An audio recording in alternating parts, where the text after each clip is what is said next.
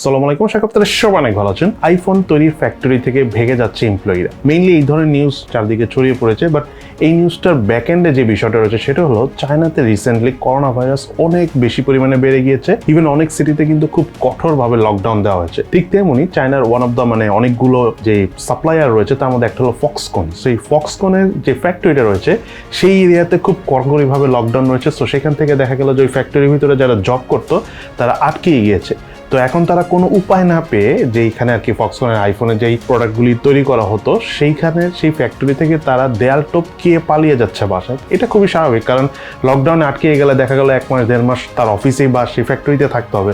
Even এইটার জন্য যে প্রবলেমটা হয়েছে, আইফোন রিসেন্টলি ডিক্লেয়ার করেছে যে তাদের এই শিপমেন্টে অর্থাৎ এই কোয়ার্টারে এসে প্রায় 30% মতো কম তারা ফোন পেয়েছে হাতে। অর্থাৎ ওয়ার্ল্ড ওয়াইড ফোনের যদি হঠাৎ করে অনেক সেল বেড়ে যায় অ্যাপেলের আইফোনের, তখন তারা অনেক ফোনই সাপ্লাই দিতে পারবে না। তো এটা বোঝা যাচ্ছে যে ফোনের দাম বেড়ে যেতে পারে। বাংলাদেশে হয়তো এটার ইম্প্যাক্ট পড়বে না, আদার্স যেসব কান্ট্রিগুলো রয়েছে আমেরিকাতে হয়তো ইম্প্যাক্ট পড়লেও পড়তে পারে। আর যদি সামনের দিকে দুর্ভিক্ষ টাইপ কিছু হয় সেই ক্ষেত্রে এটার কোনো সমস্যা হবে না। এবং তার পাশাপাশি অ্যাপেলের আরেকটা নিউজ আপনাদের সাথে শেয়ার করি।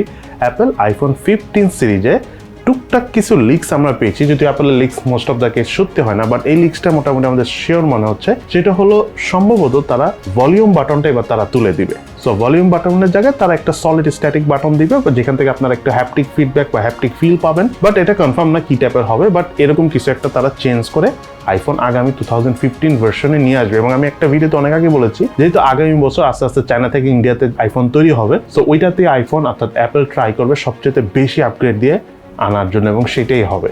এদিকে স্ন্যাপড্রাগনের 778G প্রসেসরের পাশাপাশি 5000 mAh ব্যাটারি দিয়ে Oppo A98 ফোনটা গ্লোবালি লঞ্চ হবে। বাট এই ফোনটা বাংলাদেশে আসবে না, যদি আসেও এটা আর অনেক সময় লাগবে। তবে বাংলাদেশে সচরাচর Oppoর একটু ভালো কনফিগারেশনের ফোনগুলো খুব একটা আসে না, সেগুলো Oppo F সিরিজ অথবা Reno সিরিজ নামে আসে।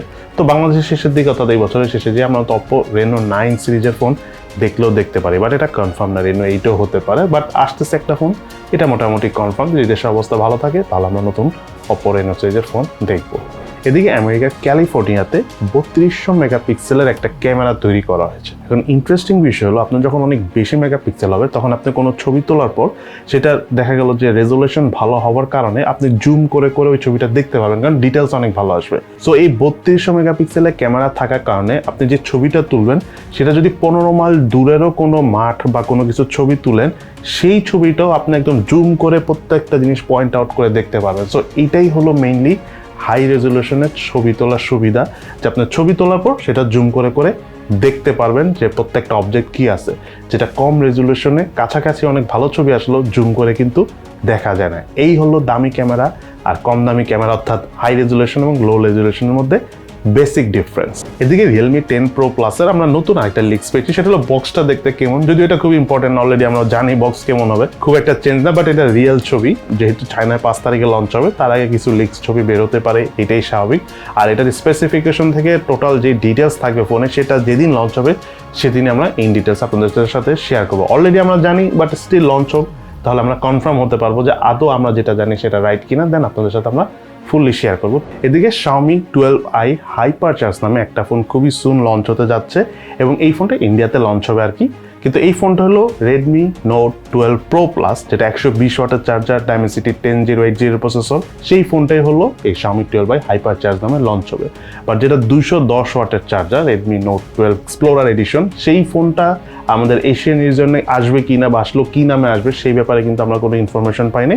সর্বপ্রথম আমরা এটা ক্লিয়ার হয়েছে যে Xiaomi 12i Hypercharge অর্থাৎ Redmi Note 12 Pro Plus ফোনটা এশিয়ান মার্কেটে এই নামে আসবে, এবং খুবই সুন ইন্ডিয়াতে লঞ্চ হবে, নভেম্বর মাসের শেষের দিকে। তখন ডিসেম্বরের দিকে আমরা ইন্ডিয়ান ভার্সনটা আনঅফিসিয়ালি পেয়ে যাব। চাইনিজটাও হতে পারে আমরা আগামী মাসে শেষের দিকে পেয়ে যাব। দেন আমাদের আজকের দিনে সর্বশেষ টেক নিউজটা হলো লিওনেল মেসির সাথে পাবজির একটা টাই আপ হয়েছে। সো পাবজির কোনো একটা গেমে বা পাবজির কোনো কস্টিউমে আমরা হয়তো লিওনেল মেসিকে দেখতে পাবো, বাট এটা লিমিটেড কোনো অফারে থাকবে। কিন্তু এক্স্যাক্টলি পাবজি কি হিসাবে লিওনেল মেসিকে উপস্থাপন করবে তাদের গেমে, বা সেটা লিমিটেড অফার হলো সেটা আসলে কোথায় দেখা যাবে, কোনো ড্রেসে দেখা যাবে কিনা বা কোনো কিছুতে দেখা যাবে কিনা, সেইটা পাবজি এখনো ক্লিয়ার করে নাই। আর এটা খুবই স্বাভাবিক, কারণ ক্লিয়ার করে ফেললে তখন আর সেই হাইপটা থাকবে না।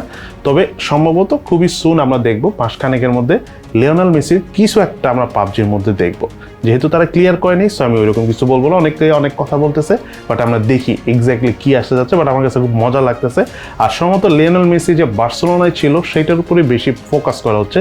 এমনও হতে পারে যদি লিওনেল মেসির কিছু থাকে সেটা পিএসজির জার্সি না হয়ে হতে পারে আমরা বার্সেলোনার জার্সিতে দেখতে পারি, বাট এখনও কনফার্ম না। কিন্তু বার্সেলোনার সাথে লিওনেল মেসির সাথে পাবজির যে টাই আপ হয়েছে এই নিউজটা একদম 100% কনফার্ম, এবং আমরা নতুন কিছু একটা দেখবো ইন্টারেস্টিং পাবজিতে লিওনেল মেসিকে নিয়ে।